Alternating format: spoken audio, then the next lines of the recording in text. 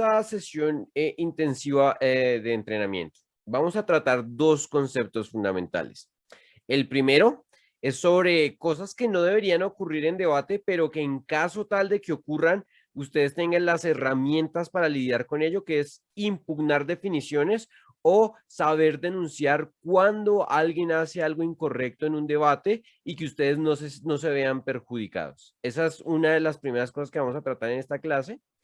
Y la segunda es hablar de la particularidad que tienen los cuartos oradores, el cuarto orador afirmativo y el cuarto orador negativo, que es hacer un cierre. Y yo sé que en el formato se permite que el cuarto orador afirmativo introduzca argumentos. Yo personalmente les recomiendo que no lo hagan en el afirmativo y bueno, el negativo no puede introducir argumentos.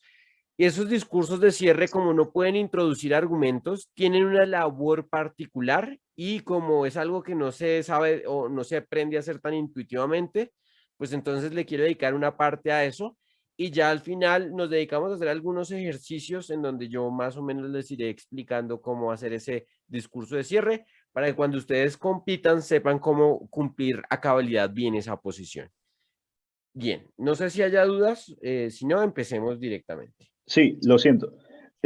Muchas veces me ha pasado en experiencias pasadas, en torneos de debate de esta modalidad, que un cuarto orador, sobre todo de la parte negativa, de la bancada de lo que sería la oposición, ha presentado argumentos. ¿Cómo se va a penalizar en este torneo? ¿Esto será una penalización severa o...? Porque eso la Bien, verdad molesta bastante cuando no le puedes contestar. la penalización, creo que este torneo sigue las reglas del Parlamento británico al momento de juzgar o adjudicar, como le llamamos. Y la penalización en Parlamento, a ver, ¿cuál es? A ver, hablemos un poco del espíritu de las reglas y cómo debería ser la penalización, ¿no? El espíritu de las reglas es evitar quitarle una ventaja a un equipo, ¿no? La razón por la cual en el formato los últimos oradores no deberían introducir argumentos es porque los otros oradores no pueden responderle. Entonces, esa es la razón por la que está la regla. ¿Qué pasa cuando esa regla se infringe? Pues el espíritu de la sanción tiene que ser remover la ventaja dada. Es decir, que si el último orador ha introducido un argumento, la manera de penalizarlos es simplemente ignorar el argumento que trae. Esa es la penalización apropiada y proporcional, porque si ustedes lo miran en perspectiva, en primera instancia, el tiempo que gastó usando el tiempo que gastó haciendo el argumento, pues se pierde y entonces el discurso que dura 4 minutos realmente solo le van a prestar atención tal vez a 2 minutos o 1 minuto, dependiendo de cuánto tiempo gastó. Y lo segundo es que si se ponen a pensar, si ustedes piensan en otro tipo de sanción, es como si se penalizara 2 veces a esa persona, porque no se le penaliza, o sea, ya es suficiente penalización con que el juez le ignore el argumento y con que esa persona haya tenido menos tiempo para defender su postura, para que adicionalmente se le ponga otra sanción, ¿no? Entonces, el espíritu siempre es remover, el espíritu de todas las sanciones es remover la ventaja adquirida. Entonces, como la ventaja adquirida es hacer un argumento, pues la manera de remover esa ventaja es ignorar ese argumento. ¿Queda claro, Raúl? Clarísimo. Muchas gracias. Bien. Ahora sí, empecemos. Vamos primero con la parte de impugnaciones y el concepto de impugnaciones, que de nuevo, según lo que me comenta Gonzalo, sé que muchas personas se inscribieron al torneo, pero tal vez no muchas hayan visto todas estas formaciones y que por tanto puedan incurrir en algunos errores que nosotros queremos que ustedes eviten al momento del debate. Dentro de esos problemas que ocurren generalmente es el de las impugnaciones. Eh, ¿Qué pasa? Yo les había comentado en la clase del martes que los debates no se deben ganar con definiciones, los debates se deben ganar con argumentos. Sin embargo, esto a veces es poco intuitivo para las personas que entienden debate, como una práctica en donde nosotros tenemos que diseñar argumentos o un caso que no tenga respuestas razonables o que no se le pueda hacer refutaciones. Eso es una mala concepción de debate. Una buena concepción de debate es cuando yo choco directamente con los argumentos de la contraparte y en sopesación mi caso resulta siendo más persuasivo. Pero como esto muchas personas no lo ven así, lo que termina ocurriendo es que hay definiciones amañadas, definiciones que son injustas y que arruinan el debate. Y para eso, los formatos, si ustedes revisan el reglamento, contemplan la posibilidad de que en caso de que un orador haga eso, ustedes respondan impugnando una definición. Entonces, las impugnaciones son los casos en donde ustedes denuncian una definición como injusta. Ahora, ¿cuáles son los casos en donde se pueden denunciar definiciones como injustas? Son 4 casos en particular. Entonces vamos a verlos uno a uno y los vamos aplicando con la moción que tienen que debatir para que quede muy claro qué es lo que significa cada uno de ellos. Bien, el primer caso es el de cuando las definiciones son autocomprobatorias, que también se conocen como truismos. ¿Qué es una definición autocomprobatoria? Son definiciones que no necesitarían argumentos para estar a favor o en contra de una postura, o son definiciones que no permiten una refutación razonable posible. Acá les puse 2 ejemplos, pero luego lo voy a mostrar con la moción para que vean qué tipo de definiciones, si les ocurre en sus debates, ustedes no deben aceptar. Entonces, por ejemplo, una definición autocomprobatoria es, por ejemplo, definir prohibir como todo aquello que está destinado a promover el bien común. ¿Alguien estaría en contra de de actuar contra el bien común? Probablemente no. Y si lo vas a hacer, probablemente tendrás que definir una postura que no es razonable. Con lo cual, ese tipo de definiciones se consideran injustas, porque de todas maneras, si tú haces la definición de prohibir, ya por definición no tendrías que argumentar algo, ¿no? Por ejemplo, si estás diciendo vamos a prohibir el consumo de drogas, y dices que por prohibir vamos a entender todo aquello destinado a promover el bien común, pues por definición yo no necesitaría hacer ningún argumento para estar a favor de la medida, ¿no? Entonces, ese tipo de definiciones no son aceptables. Entonces, vamos a la moción. La moción es, ¿debe la educación pública apostar decididamente por la formación online incluso tras la pandemia? Una definición autocomprobatoria acá sería decir, por ejemplo, por apostar decididamente, vamos a entender garantizar el acceso completo a todas las personas de manera gratuita y universal a la universidad pública.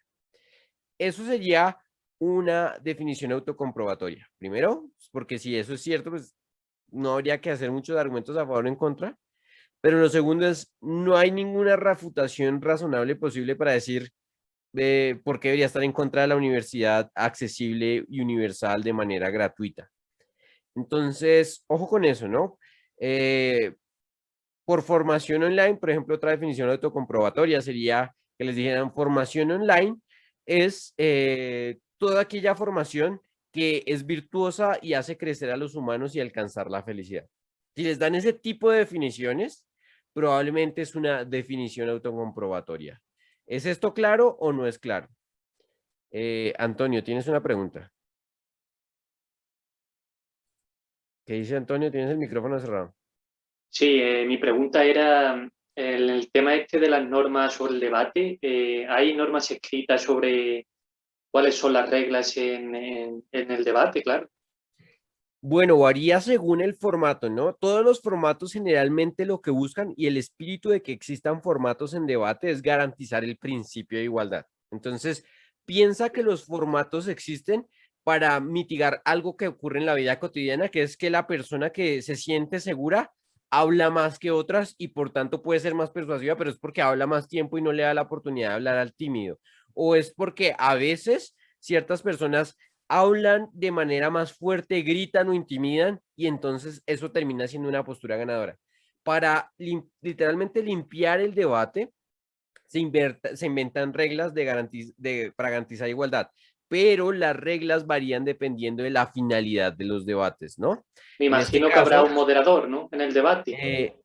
precisamente, en ciertos debates es necesario el moderador, Claro. pero estos formatos están diseñados para que no haya necesidad de un moderador, porque si las personas que se involucran en el debate conocen las reglas y siguen esas reglas, no hay necesidad de un moderador. Pero tienes razón, la razón por la que existen moderadores es precisamente para garantizar el principio de igualdad. Piensa en el desastre que fue el debate presidencial en noviembre pasado con Donald Trump y Joe Biden, en donde Donald Trump no respetaba los tiempos, interrumpía a su contraparte, ¿no? Y ahí obviamente el moderador falló, pues porque el moderador es el que intenta aplicar las reglas, es como el árbitro. Sin embargo, en debate competitivo se asume el principio de la buena fe y que no es necesario ese moderador, con lo cual el hecho de que los debatientes se sepan las reglas es razón suficiente para que el debate marche de manera correcta. ¿Listo? Por eso existen los formatos. Bien. Bueno, Raúl dice que le parece maravilloso, pero bueno, para los fines de debate competitivo y en general de discusión, fue terrible. Bien, el primero, ¿no? Porque hubo tres, dos realmente, pero bueno. Listo, entonces, ya les dije que es una definición autocomprobatoria. Ahora, ¿cómo evitan hacer definiciones autocomprobatorias? Marquen una diferencia entre lo que es hacer juicios analíticos descriptivos entre lo que debería ser juicios normativos deontológicos.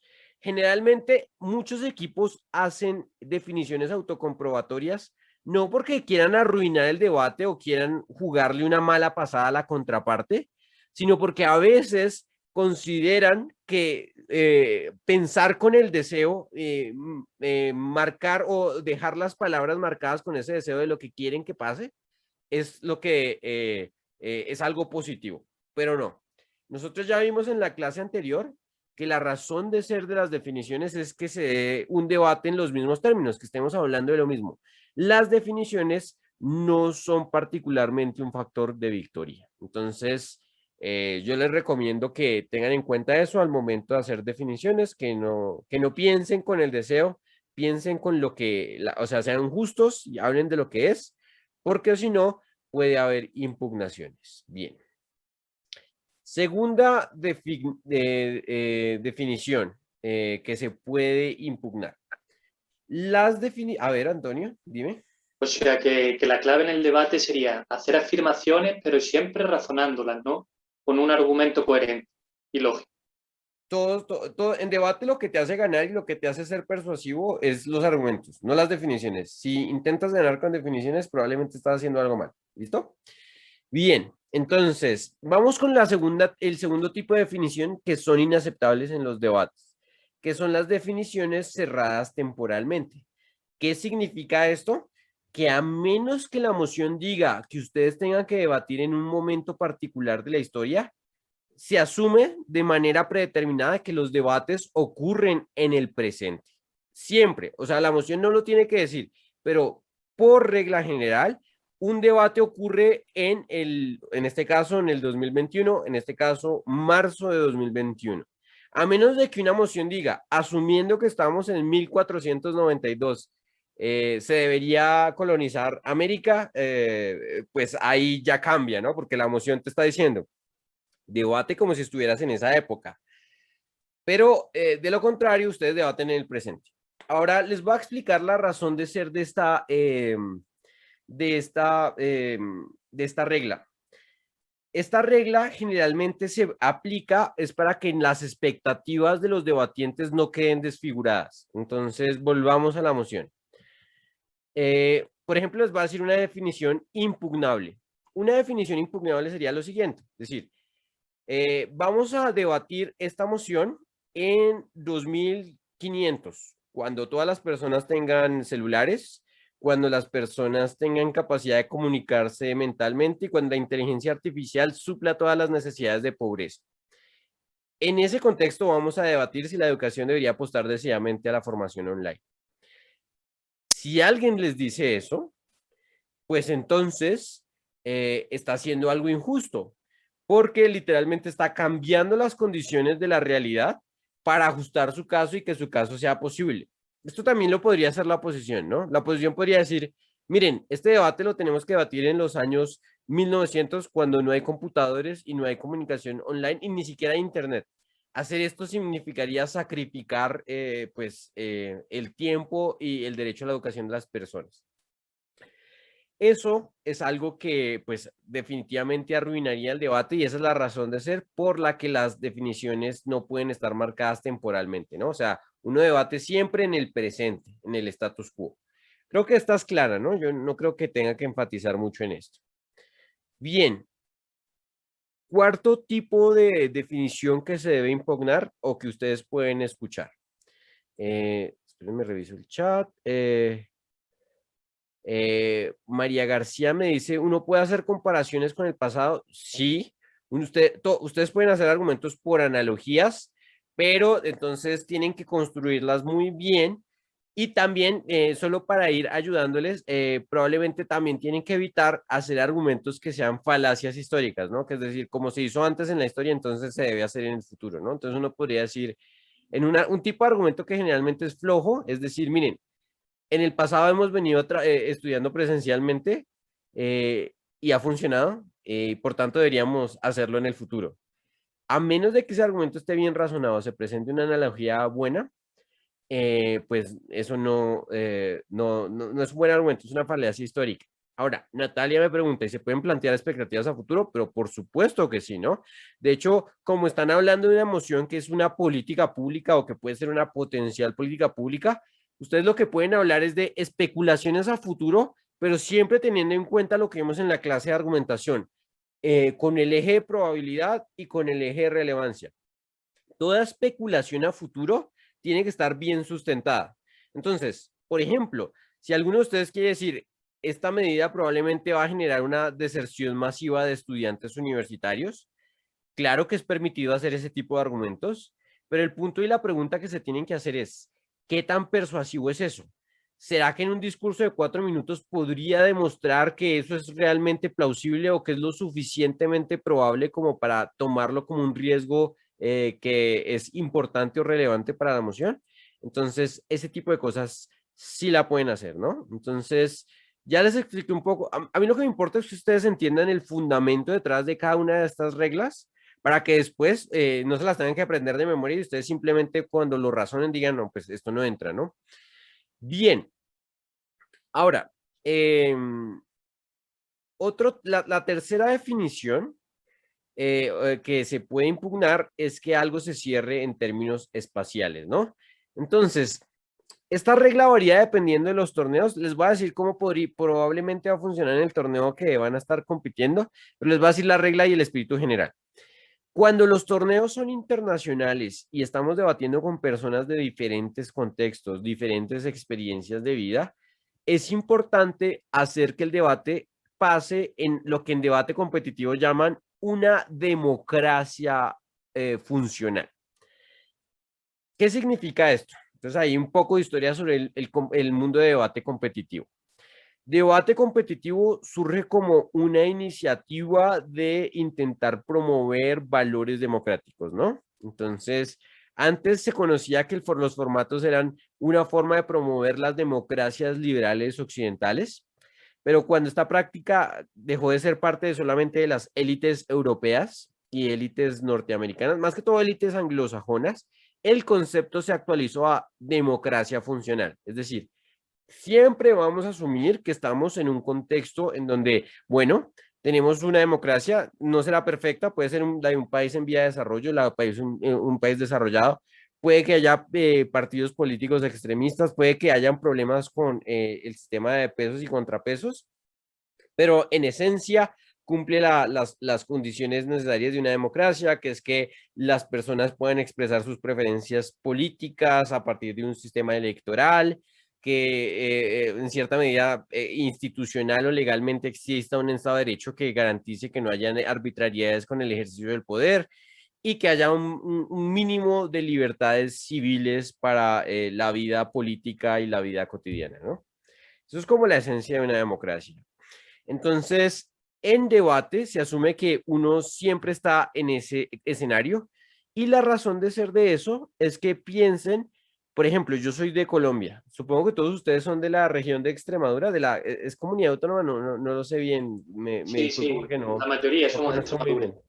Sí, no conozco muy bien la división administrativa de España, pero bueno, digamos que yo debato con ustedes, pero yo no conozco nada de la comunidad autónoma de Extremadura y ustedes solo se la pasan hablando de ejemplos que solo aplican a la comunidad autónoma de Extremadura. ¿Qué pasa? Pues yo estoy en una desventaja, pues porque yo voy a hablar de contextos que no conozco y probablemente cuando yo les hable, si por ejemplo, yo quisiera centrar este debate en Bogotá, que es la ciudad donde yo vivo, en Colombia, o una localidad específica en la que yo vivo mucho más concreta, ¿no? Digamos, la localidad de Chapinero o Teusaquillo, que son localidades de Colombia, de Bogotá. Pues yo les digo, miren, este debate va a pasar en Colombia, específicamente en Bogotá, específicamente en la localidad de Teusaquillo. Y ustedes me dicen, no tengo ni idea de nada. Entonces, obviamente, eso es una brecha. Pero, como ustedes van a estar en un torneo en donde supongo que todas las personas al menos hacen parte o viven en España, creo que para torneos nacionales, esta regla de que se cierre temporalmente, espacialmente, es permisible para el contexto español. O sea, es admisible que ustedes puedan decir, este debate lo vamos a debatir, es para la educación pública en España, y se acabó.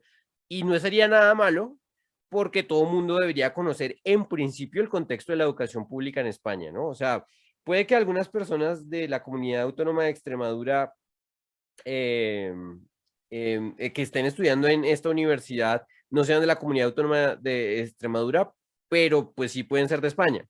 Y probablemente si lo quieren cerrar a la comunidad autónoma de Extremadura, tal vez ahí sí hayan tal vez problemas, ¿no? Porque puede que haya personas que no conozcan también el contexto, no, no sé quiénes van a participar en el torneo.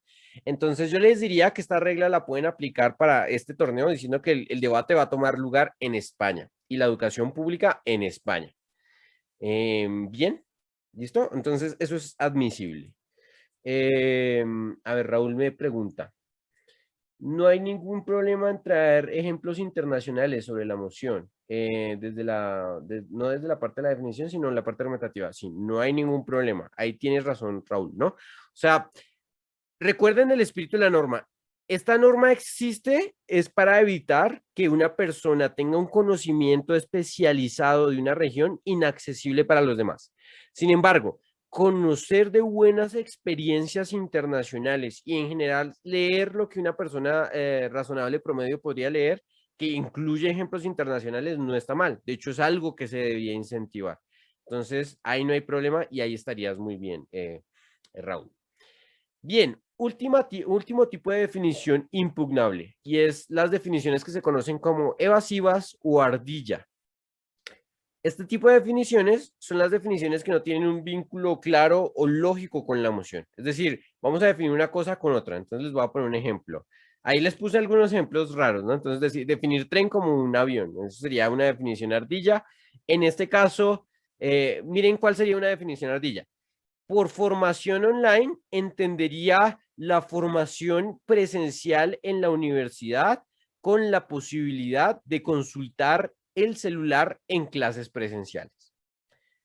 Eso sería una definición ardilla.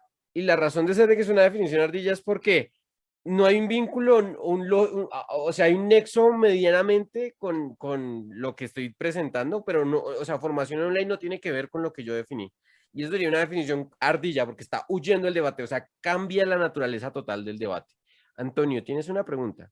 Sí, o sea que por resumirlo en otras palabras sería como un argumento ilógico, ¿no? Algo sin sentido. Es que ese es el punto. O sea, para las personas que a veces hacen esto es porque piensan que se pueden ganar debates con definiciones. Entonces hay personas que dicen, quiero pasármela de astuto y voy a intentar cambiar el caso para que la contraparte no se espere que los golpeó y así gana el debate. Ese Claro, puede ser el razonamiento de algunos y a lo eso mejor está muy puede que mal. sea porque creen que saben improvisar y en realidad, Ujú. pues no. Sí, sí, sí. Entonces eso no está permitido. Otra definición ardilla, pero entonces que funcione para la contraparte, ¿no? Entonces, eh, por ejemplo, no sé, por ejemplo, la contraparte, en oposición alguien puede decir, no apostar decididamente significa invertir el 90% de los recursos, pero decir en público que uno apoya la presencialidad. Es como, si vas a hacer toda la inversión para que haya una transición al online, no está, y vas a decir que lo único que va a cambiar en oposición es que vas a decir que eso va a ser secreto o no lo vas a reconocer en público, pues no está, algo no está funcionando ahí. Bien, listo, ya les dije los conceptos de impugnaciones, ¿no? Entonces, ¿cómo funciona en la práctica? Ustedes están en el formato y ustedes, por ejemplo, escuchan al primer orador decir alguna definición que es impugnable. Entonces, lo que tiene que hacer el líder, el primer orador negativo es lo siguiente. Primero dice, esta definición es autocomprobatoria o está cerrada temporalmente.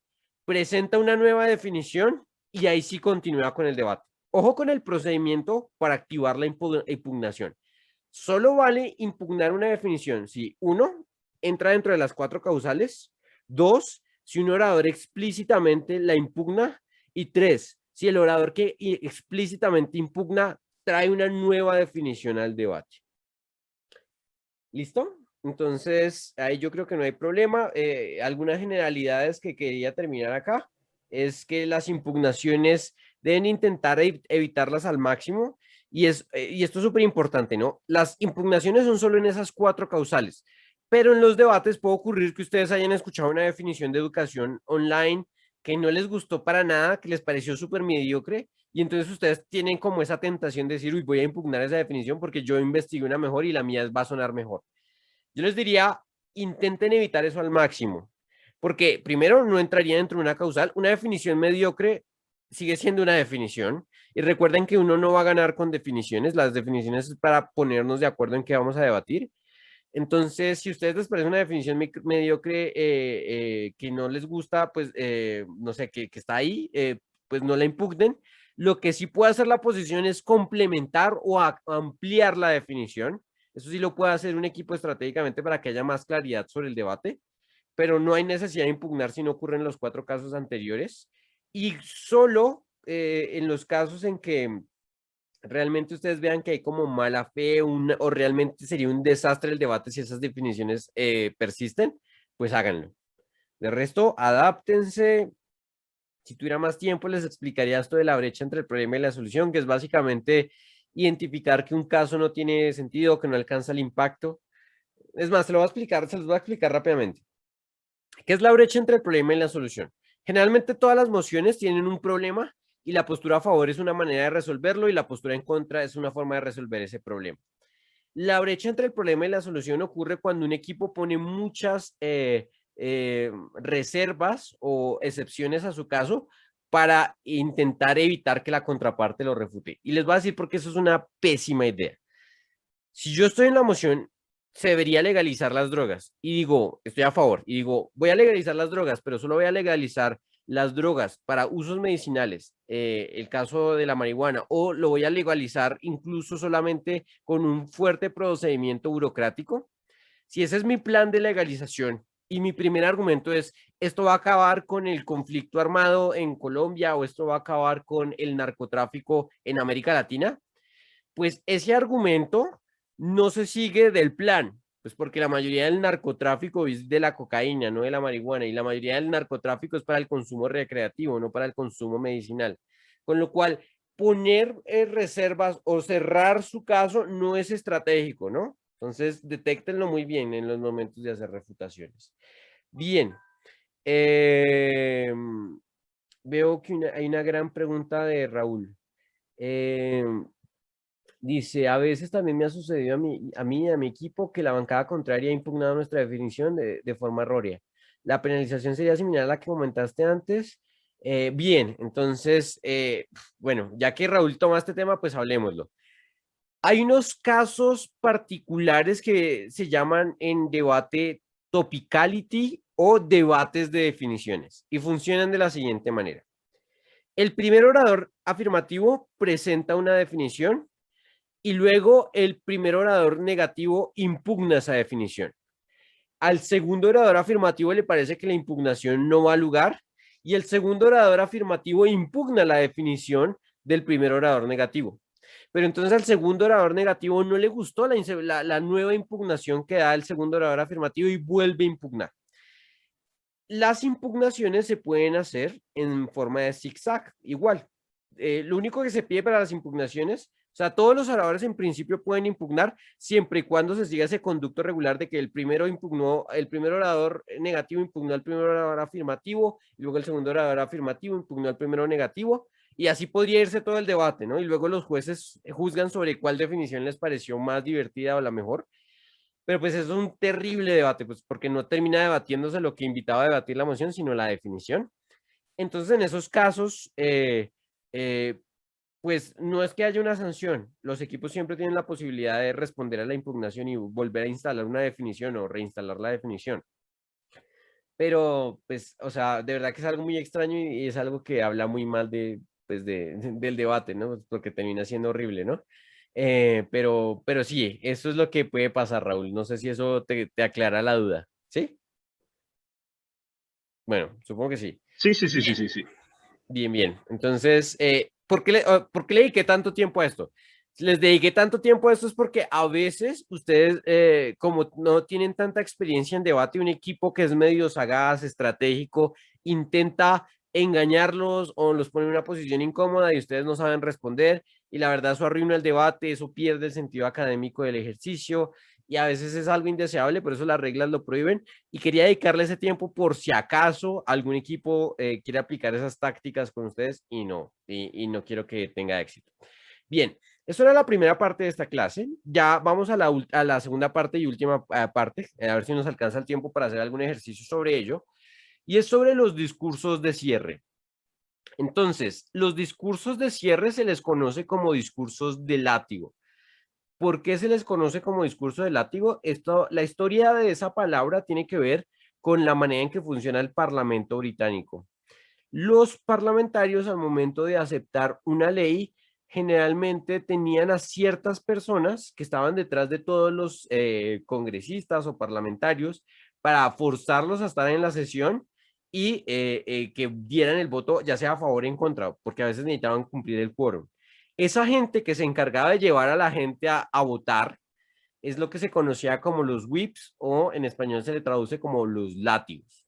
Entonces, los últimos oradores, el cuarto orador afirmativo y el cuarto orador negativo, son látigos. Son los que intentan hacer el cierre del debate y los que intentan convencer al juez de que su equipo es el ganador.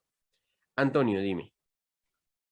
O sea, que sería como una como de orador que hace como una especie como de alegato, ¿no?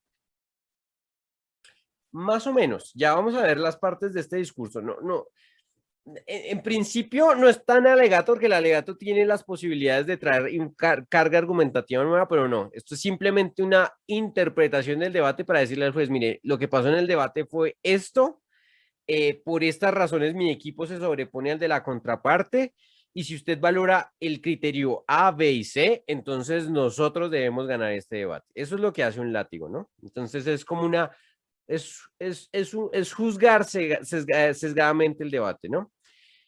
A veces a los látigos, la manera que se enseña esto es decirles que los látigos son discursos de resúmenes. Es decir, estos oradores solo deben prestar atención a lo que ocurre en el debate y simplemente cuando llegue su turno dicen qué pasó en el debate y ya. Esa es una mala versión de lo que sería un látigo. El látigo, a pesar de que sí tiene funciones de síntesis y de tomar apuntes y escuchar qué es lo que pasa en el debate, el látigo no hace un resumen. O sea, ya el juez está tomándoles toda la atención para saber qué está pasando en el debate. El látigo lo que hace es decirle al juez cómo debe juzgar el debate, ¿no? Es un discurso muy estratégico. Entonces, las personas que en sus equipos sean las más estratégicas deberían ser los látigos. Eh, Asimismo, no es algo de juxtaponer ideas, ¿no? No es decir, primero el primer orador dijo esto, luego el primer orador negativo dijo aquello, luego nosotros dijimos esto y luego aquello. Muchas gracias por su tiempo. No se trata de hacer eso en los látigos. Se trata de organizar la información que está en el debate, específicamente en categorías o en lo que yo denomino puntos de choque. En el video de entrenamientos intensivos 2 que les muestro los mejores escenarios o los mejores casos de gobierno y oposición, que seguramente Gonzalo les va a subir o ya les subió a YouTube, lo pueden ver, pueden ver una definición más clara de puntos de choque, pero es básicamente eso, organizar la información de manera estratégica para resaltar las contribuciones de mi equipo en el debate y de por qué las contribuciones de mi equipo en el debate deberían ser valoradas más que las del equipo de la contraparte. Entonces, bien, entonces, ¿cómo se puede hacer esto? Uno sí puede hacer un recuento del debate, pero haciendo énfasis en lo que dijo el compañero o los compañeros en este caso. Otra forma de hacer un sumario, un discurso de látigo es ir refutando los argumentos de la contraparte una por una, pero de nuevo, si ustedes se dan cuenta, el cuarto orador es el último en pasar y probablemente es el que menos refutaciones tenga, pues porque si los otros ya han refutado, pues o sea, no es ideal que este látigo vuelva a repetir refutaciones. Lo que este látigo tiene que hacer es ver cómo es el movimiento del debate, ¿no? ¿A qué me refiero con el movimiento del debate? Les voy a poner el siguiente ejemplo. Orador 1 dio un afirmativo, dio un argumento. Orador negativo, el primer orador negativo dio una refutación a ese argumento. Segundo orador afirmativo hizo una respuesta a la refutación, es decir, hizo un refuerzo del argumento 1. Luego el segundo orador negativo hizo un ataque al refuerzo. Lo que en teoría, y así, hasta llegar al orador cuarto, ¿no? Eso es el movimiento del debate. Lo que hace el látigo es ver en qué parte del movimiento del debate va la discusión, es decir, si mi argumento está fuerte, si mi argumento no ha sido respondido, y en caso tal de que mi argumento esté debilitado por una última respuesta que no haya respondido, pues el látigo lo que hace es la refutación a esa última respuesta, ¿no? Ojo con eso, porque no es refutar de manera independiente, es refutar teniendo en cuenta todo lo que ocurrió en el debate. Con lo cual esta persona, que es el cuarto orador, tiene que prestar muchísima atención a lo que ha ocurrido en el debate y estar muy pendiente de cómo ha sido el movimiento del debate. ¿Listo? Eso es una manera en que se puede hacer, ¿no? Entonces uno va paso por paso con los argumentos y uno dice, miren, este es el argumento A del equipo negativo o el equipo afirmativo, dimos estas respuestas, ellos intentaron respondernos de esta manera, pero la razón concluyente para no creerles a ese refuerzo del argumento es esta, y por tal motivo en la discusión sobre este argumento nosotros vamos ganando. Esa es como una manera de hacer. Otra forma de hacerlo es con los puntos de choque, ¿no? El punto de choque es un asunto, un tema, una pregunta del cual ha rondado el debate, y uno simplemente empieza a organizar todos los argumentos del debate en esas categorías y uno dice, miren, en el punto de choque, por ejemplo, de esta moción de la calidad educativa, nosotros dimos estas razones y estas razones son más persuasivas que las de la contraparte y por eso nos tienen que creer. Otra última forma, que esto ya es un poco más avanzado y yo creo que no es tan importante que no lo sepan manejar para estos discursos, es compararse de la manera más explícita y directa con los equipos de la contraparte, ¿no? Pero bueno, esto implica pensamiento comparativo, otro tipo de análisis que todavía no hemos visto y que ya son de otro nivel intermedio avanzado, entonces no los vamos a tratar acá. Yo creo que para este torneo no son necesarios entrar en estas ideas de pensamiento comparativo. Bien, eso es lo que se hace en un discurso de látigo. Entonces, vamos con algunas recomendaciones, que nos quedan 14 minutos, a ver si alcanzamos a hacer algún ejercicio. Bien, entonces, ¿qué hacen los látigos? Tomar bien notas. Entonces, uno va tomando notas de cómo está transcurriendo el debate, uno va tomando notas de cómo puede hacer refutaciones. Y, por ejemplo, si uno tiene pensado una refutación, pero el compañero que está en el segundo turno la hizo, pues entonces uno tacha esa refutación y uno hace una nueva refutación. No hay que agregar material argumentativo nuevo. Entonces, es importante que distingan qué es lo que puede hacer y qué es lo que no puede hacer un látigo. Entonces, por ejemplo, no pueden traer un nuevo argumento o una nueva línea de análisis. No pueden traer nuevos argumentos de principios. No pueden cambiar el contexto del debate. No pueden traer, a veces, mecanismos o planes de acción, se le conoce a la medida que uno defiende, ¿no? Eso no se puede hacer. ¿Qué puede hacer el látigo? El látigo puede traer nuevos ejemplos sobre un argumento que uno tiene, lo puede ejemplificar mejor. Eso lo puede hacer el látigo. Acá le puse puntos de información. Puntos de información es interpelaciones, ¿no? Entonces puede hacer, por ejemplo, respuestas directas a interpelaciones que tal vez un compañero de mi equipo no ha respondido también. Entonces yo la voy a responder muy bien. Eso lo puede hacer. Puede hacer engagement.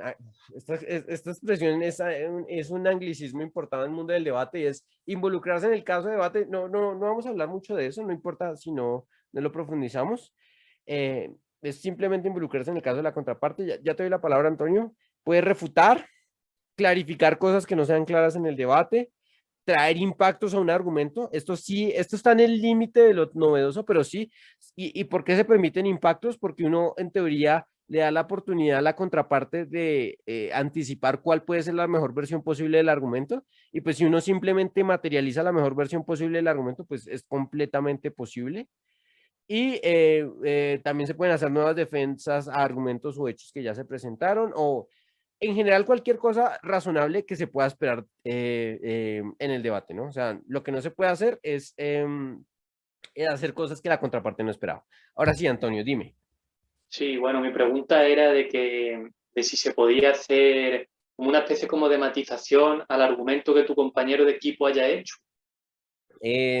Sí, una aclaración sí se la Vale, puedes hacer, o sea, aclaración. pero de nuevo, esa es una línea difusa, ¿no? Porque si la aclaración termina cambiando el argumento y haciendo que ese argumento sea completamente diferente, ahí los jueces tienen la potestad de decir, no, esto es algo novedoso. Pero Bueno, si yo la me refería más aclaración, bien a sí, ampliar, ¿no? Ampliar, hacer como un poco más de desarrollo de ese argumento, mm, una explicación más amplia. impactar, eso traer un Sí. impacto, una implicación nueva, sí se puede, pero de nuevo, ese es el terreno que es en una zona gris ahí, sí se podría, pero es muy del caso a caso, tendría que verse y analizarse para ver si sí se vale o no. Y Pero en principio sí. otra pregunta más era lo de hacer engagement, no sé qué significa, ahora mismo no me acuerdo esa palabra, qué significaba en inglés. Engagement significa involucrarse o involucramiento y es la expresión que hace referencia a tomar la contraparte en su mejor versión posible, ¿no? Entonces, por ejemplo, si la contraparte, a ver, voy a ponerles un ejemplo con la moción. La moción es, ¿debe la educación pública apostar decididamente por la formación online, incluso tras la pandemia, ¿no? Entonces, el equipo afirmativo dice, nosotros creemos que la formación online es una responsabilidad del Estado, el Estado debe empezar a darles, no sé, ordenadores o móviles a los estudiantes de las zonas más pobres o rurales para poder garantizar este derecho. Si la contraparte hace el siguiente caso diciendo, miren, lo más probable que ocurra con la formación online es que empresas privadas empiecen a explotar y a sacarle dinero a la gente pobre, pues si ustedes se dan cuenta, a pesar de que lo que diga el equipo negativo es razonable, o sea, puede ocurrir, eso no hace engagement, no se involucra con el caso de gobierno, porque el caso de gobierno está hablando de una medida dirigida principalmente por el Estado. Entonces, hacer refutaciones que no entren dentro de la lógica del caso de gobierno se conoce en la jerga de debate como falta de engagement o falta de involucramiento, o bueno, a veces también lo traducen como falta de enganche con el caso de la contraparte. ¿Queda claro, Antonio? O sea, que es distinto de la refutación. No es distinto a una refutación, o sea, lo que pasa es Entonces que el no concepto, lo he entendido bien, lo de no, hacer no, no, engagement. es que es el punto, es un concepto que tiene que ver con respecto a la disposición de los debatientes a estar debatiendo sobre lo mismo. El engagement puede materializarse haciendo refutaciones o haciendo argumentos. Esto, o sea, hacer engagement, hacer enganche o involucrarte con el caso de la contraparte es una disposición que tú tienes o una manera de materializar el principio de buena fe. Entonces, no es que sea algo en específico que tú haces en el discurso, es algo que haces transversalmente en tu discurso y en la manera que entiendes el debate. ¿Sí queda más claro, Antonio? Sí, sí. Ah, bien, perfecto. Bien, dicho eso, importante, pues a ver, usemos este pequeño tiempo que tenemos, que son 10 minutos, 9 minutos, para hacer ejercicios. Entonces, vamos a tener que hacer un pequeño simulacro del debate en donde necesito a dos voluntarios, una persona que me haga un argumento a favor de la moción, una persona que me haga un argumento en contra, y yo luego les voy a mostrar cómo se hace, qué es lo que haría un látigo dependiendo si está a favor o si está en contra. Entonces necesito a dos voluntarios que hagan un argumento a favor y un argumento en contra. Una persona que haga un argumento a favor y una persona que haga un argumento en contra. Yo me ofrezco. Vale, Raúl, ¿quieres hacer el argumento a favor o en contra? ¿Ya has visto el listado que tenemos Sí, de me es emociones? indiferente. Bien, entonces si quieres, Raúl, haz un argumento afirmativo. ¿Quién se anima o alguien se anima a hacer un argumento negativo? Necesito al voluntario porque si no, no podría hacer el ejercicio del látigo o de sumario. Necesito una persona que haga un argumento en contra. ¿Quién se anima? O si se anima a hacer el argumento a favor, pues dejamos a Raúl haciendo el argumento en contra. Pero una personita que me ayude con eso, para que les pueda mostrar qué es lo que hace un último orador, sí, un cuarto orador. ¿Alguien?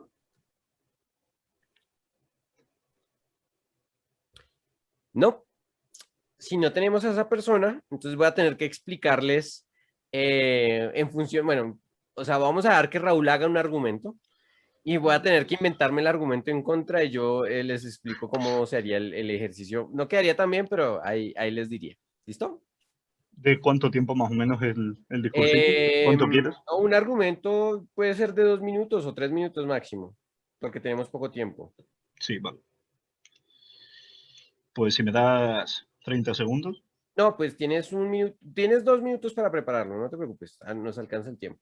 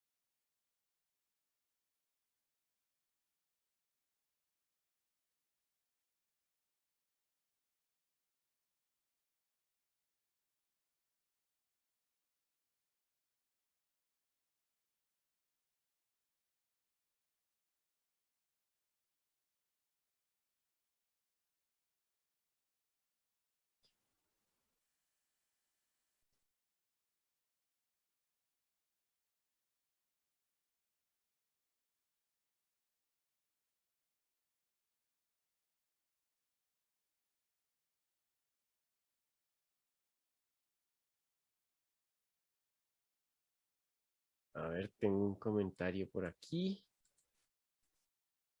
Bueno, Antonio, pues ya te tardaste demasiado. Ya dejamos a Raúl preparar el argumento a favor. A la próxima nos dices antes, pero bueno, no importa. Ya, Bueno, si quieres, ahorita haces un ejercicio. Si lo tiene pensado, a mí me da igual hacer un cambio rápido en lo que él habla al negativo. ¿Ah, sí? es Pues, que, bueno, en mi caso lo tengo pensado, pero de forma parcial, ¿sabes? Opino de que sí, de que debería de haber una formación online, pero exclusivamente a las carreras de letras. O sea, que no es no, una eso afirmación. no es mutuamente excluyente con la moción. De hecho, la moción incluye eso. Pero ¿sabes qué? Entonces, si quieres, ahorita escuchamos tu argumento. Voy a dejar que Raúl haga el argumento a favor y voy a explicarles un poco la dinámica.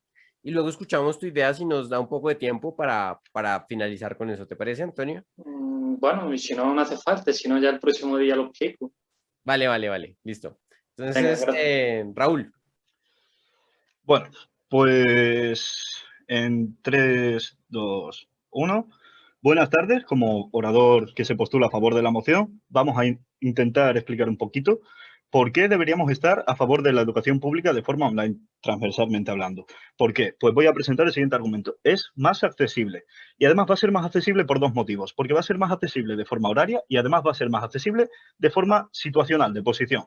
¿Y a qué nos queremos referir con que va a ser más accesible horariamente y posicionalmente? Pues bien, hay determinados grupos de personas que asisten a la universidad que por cargas personales, porque tienen un determinado empleo que les impide asistir o por imposibilidad de acceso a esa franja horaria, no pueden asistir de forma presencial a estas clases universitarias. Entonces, en el contexto de esta educación online, podemos suponer que estas clases van a ser más accesibles horariamente porque dispondremos de ellas de forma grabada, de forma, por así decirlo, off the record. Entonces, estas personas podrán acceder.